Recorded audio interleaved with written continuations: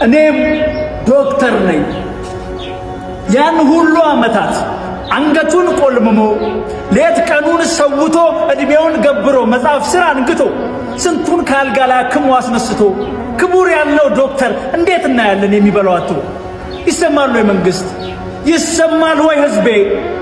ከደም ጋር አድሮ ከታመመ ውሎ የምታመጥ እናት ከምጧ ገላግሎ ስንቱን ከስቃይ ላይ ከአምላክ ጋር ፈውሶ ስንቱን ያዳነው ሰው ትንሽ አረፍ ሊል ቤቱ ተመልሶ ለእንጀራ ጎሎት ለቤት ኪራይ ጎሎት እንዴት ይታመማል?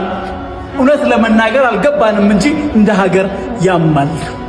አቦ ሁሉም ይቀር ለራሴ እኖራለሁ፣ እኔም ህይወት አለኝ ለቤቴ ሆናለሁ፣ ከዛሬ ጀምሮ ነጋዴ ሆናለሁ፣ ቲክቶከር ሆናለሁ ብሎ ያቆመለት የሀገሬ ዶክተር ምንድነው ምን ሆነው? እውነት ለመናገር በነገራችን ላይ እውነተኛ ታሪክ ይኸው ልንገራችሁ። ዶክተር ጓደኛዬ ስንት የተለፋበት ስንት የጠበቅንበት እንባ እያፈሰሰ እየተናነቀው ከሙያው ርቋል መኖር ሲከብድበት። ኋላ ይቆጨናል ችላ ያልንበት ለት የኋላ አድጌ ተምሬ ዶክተር ሆናለሁ ሚል ልጅ አጣንለት።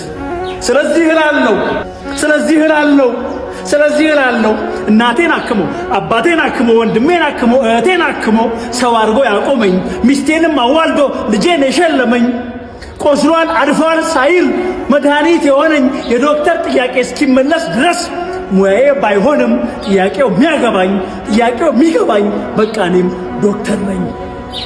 ይሰማል ወይ መንግስት? በነገራችን ላይ ይሄ ጥያቄ ፍትሃዊ ጥያቄ ነው። ባለስልጣንም ሆነን ተራውም ህዝብ ሆነን ሁላችንም እንታመማለን። ልጆቻችን የሚወለዱት በሆስፒታል ነው፣ በዶክተሮች እጅ ነው፣ በነርሶች እጅ ነው። ደስ ብሎት የሚያክም ሐኪም ነርስ ለመድኃናችን ዋስትና ነው። በዛ ላይ እስከ መቼ ድረስ ነው ባለሙያዎቻችንን ወደ ውጭ ሀገር እየሰደድን የምንቀጥለው? በቃል ማለት አለብን እኮ ዶክተሮች የኛው ናቸው፣ የእናንተው ናቸው። ስለዚህ ይሄ ቀን ጥያቄ ነው። ጥያቄያቸው ይመለስ፣ የሁላችንም ጥያቄ ነው።